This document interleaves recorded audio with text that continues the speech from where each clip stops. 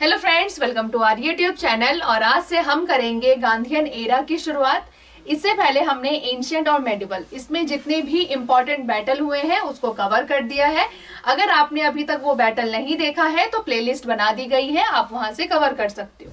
लेकिन आज से इम्पॉर्टेंट जो मॉडर्न हिस्ट्री का पार्ट है, जिसमें गांधी एरा यानी कि जब गांधी जी इंडिया आते हैं अफ्रीका से, उसके बाद वो कैसे शुरुआत करते हैं, कैसे अहिंसा के साथ अंग्रेजों के खिलाफ लड़ते हैं, हमें आजादी तक पहुंचाते हैं, कितने सत्याग्रह करते हैं, किन किन लोगों के लिए लड़ते हैं, उन सभी की आज से हम शुरुआत करने वाले हैं। और ये इम्पोर्टेंट है, यहाँ से बहुत सारे क्वेश्चन पूछे जाते हैं।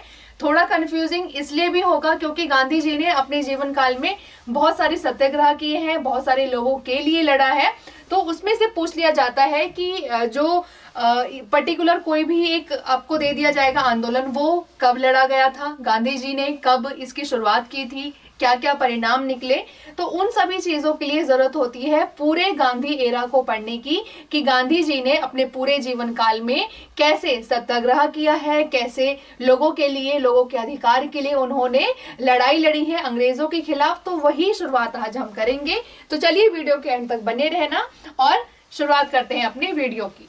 तो सबसे पहले हम देखेंगे जो इनका पहला सत्याग्रह था, चंपारण। मोस्ट इंपॉर्टेंट है, और ये इंपॉर्टेंट इसलिए भी होता है कि जब वो अफ्रीका से इंडिया आते हैं तो उनका पहला अगर सत्याग्रह मानो, या फिर जो हमारी आजादी है उसमें, या फिर भारत को आजादी तक पहुंचाने के लिए अगर पहला कोई कदम उठाया गया था तो गांधी जी ने यही इसी जो सत्याग्रह है, ये जो आंदोलन है, इसी से शुरुआत हुई थी, उस चीज की नींव पड़ी थी। आप ये बोल सकते हो। तो चंपारण जो सत्याग्रह है उसका कारण क्या था, क्या क्या चीजें हुई और ये इंपॉर्टेंट क्यों है, इन सभी के ऊपर हम चर्चा करते हैं। देखो, ये इंपॉर्टेंट इसलिए है क्योंकि सबसे पहला भारत में अगर किसान आंदोलन है, यानी कि किसानों ने अपने हक के लिए अगर आंदोलन किया है, तो यही वो सत्याग्रह था जिसको हम चंपारण सत्याग्रह के नाम से जानते हैं।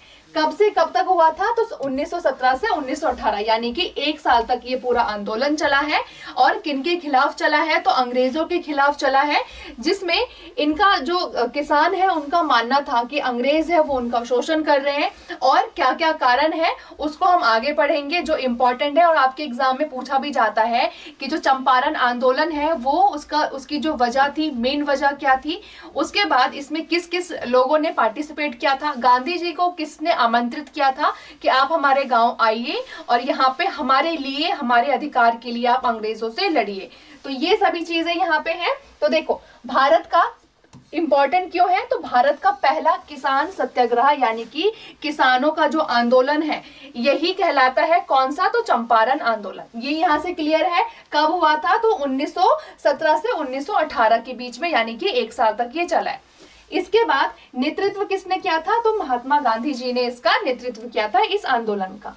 इसके बाद स्थान क्या था?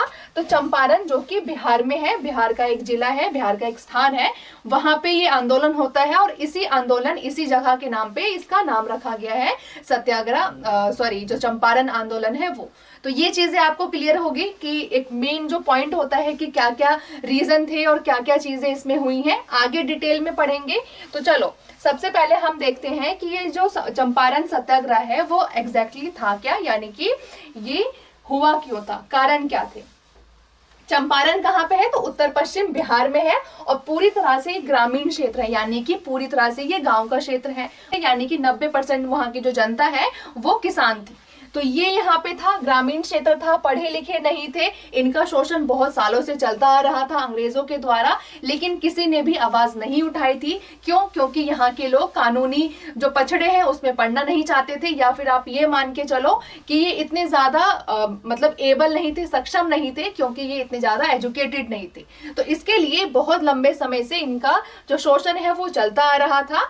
लेकिन क्या होता है यहाँ पे, जो चंपारण सत्याग्रह है, ब्रिटिश शासन के समय में जो किसान है उनका शोषण हुआ है, नील की खेती के लिए हुआ था। इंपॉर्टेंट यहाँ पे यही है कि किसकी खेती के लिए हुआ था? तो नील, यानी कि इंडिगो, जिसको हम इंग्लिश में कहते हैं, इंडिगो की खेती वहां पे कंपलसरी कर दी गई थी। किसके द्वारा की गई थी? तो अंग्रेजों ने ये बोला था किसानों को कि आपको कंपलसरी है कि आपको नील की खेती करनी ही करनी पड़ेगी, चाहे आप कोई जो अदर जो फसल है वो उगाओ या ना उगाओ, लेकिन 3% पे हमारी जो नील की खेती है वो होनी ही चाहिए। इसमें क्या होता था, नील की खेती से आप सभी को पता है, अगर आपने कभी खेत देखा हो या फिर अगर आप जुड़े हो गांव से, तो आपको ये चीज पता होगी कि नील की खेती से जो वहां की जमीन है धीरे धीरे वो बंजर हो जाती है, वहां की जो मिट्टी है वो बहुत ज्यादा खराब हो जाती है और किसी दूसरे फसल के लिए वो लायक नहीं बचती है।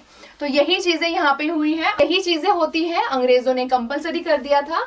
और इसमें क्या हुआ था कि नील की खेती उनको जबरन यानी कि जबरदस्ती करनी पड़ती थी कि आप चाहो या ना चाहो आपको नील की खेती करनी पड़ेगी। और इसके लिए मजदूरी भी कितनी देते थे, तो बहुत मिनिमम देते थे, बहुत कम देते थे। और इन्हीं सभी चीजों से परेशान होकर यहाँ पे सत्याग्रह होता है, गांधी जी को आमंत्रित किया जाता है। ये चीजें हैं।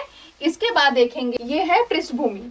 तो पृष्ठभूमि यानी कि बैकग्राउंड में क्या क्या चीजें हुई, क्या क्या कारण बनी, कि जो बाद में धीरे धीरे जितने कारण थे, छोटे छोटे कारण आगे जाके किसी भी एक बड़े आंदोलन का रूप ले लेते हैं। तो इसमें क्या हुआ था इस चंपारण आंदोलन में, उससे पहले क्या क्या चीजें बैकग्राउंड में चल रही थी पास्ट में, जो कि आगे चंपारण आंदोलन का एक पूरा रूप ले लेती है। तो सबसे पहले देखो 1916 में जो लखनऊ में कांग्रेस का एक अधिवेशन होता है, जिसमें जितने भी बिहार के नेता हैं वो निमंत्रित करते हैं गांधी जी को कि आप हमारे यहाँ पे आइए, हमारे बिहार में आइए और वहां पे देखिए कैसे उनसे नील की खेती जबरन करवाई जा रही है, तो आप उनके लिए लड़िए, उनके लिए आवाज उठाइए। क्यों? क्योंकि जो किसान है वो अपने हक के लिए नहीं लड़ सकते, वो इतने पढ़े लिखे, इतने सक्षम नहीं है, तो हम आपको आमंत्रित करते हैं। तो बिहार के जो जितने भी नेताएं थे उन्होंने क्या किया कि गांधी जी को लखनऊ अधिवेशन 1916 में जो हुआ था वहां पे निमंत्रित करते हैं बिहार आने के लिए। तो इसमें से सबसे अगर इम्पोर्टेंट व्यक्ति की बात करूं, इंसान की बात करूं, तो वो कौन थे? तो राजकुमार शुक्ल। ये बहुत बार क्वेश्चन पूछा जाता है कि किसने चंपारण आंदोलन में गांधी जी को आने के लिए निमंत्रित किया था। तो राजकुमार शुक्ल ने चंपारण में आने के लिए गांधी जी को निमंत्रण दिया था। तो ये आप यहाँ से इनका नाम याद रख लो। इसके बाद ये जो राजकुमार शुक्ल है, इनका गांव पूछ लिया जाता है कि इनका कौन सा गांव था, यानी कि ये किस गांव से रिलेट करते हैं। तो यहाँ पे है मुरली भरवाहा, ये राजकुमार शुक्ल का गांव है और यहाँ पे ये चंपारण में ही है। और यहीं पे आने के लिए ये इनको आमंत्रित करते हैं कि आप हमारे गांव में आके देखिए कि जितने भी किसान हैं उनके हालात कैसे हैं, कैसे हालत में है, कैसे उनका शोषण हो रहा है। और आप आएंगे तभी आपको पता चलेगा कि कैसे आपको आगे की जो सत्याग्रह है उसको स्टार्ट करना चाहिए, अंग्रेजों के खिलाफ आपको लड़ना चाहिए। तो इसके लिए क्या करते हैं कि ये आप यहाँ पे नाम याद रख लेना कि मुरली भरवाहा नाम था राजकुमार शुक्ल के गांव का। तो ये चीजें हो गई। इसके बाद दो चीजें होती है, दो घटना होती है। 10 अप्रैल 1917 को गांधी जी पटना पहुंचते हैं। ये क्वेश्चन पूछा जाता है इसलिए मैंने ऐड ऑन कर दिया है कि 10 अप्रैल 1917 को वो पहुंचते हैं। लेकिन आंदोलन की शुरुआत कब होती है? 17 अप्रैल, यानी कि 7 दिन के बाद यहाँ पे चंपारण में सत्याग्रह की शुरुआत हो जाती है। अब क्या होता है देखो,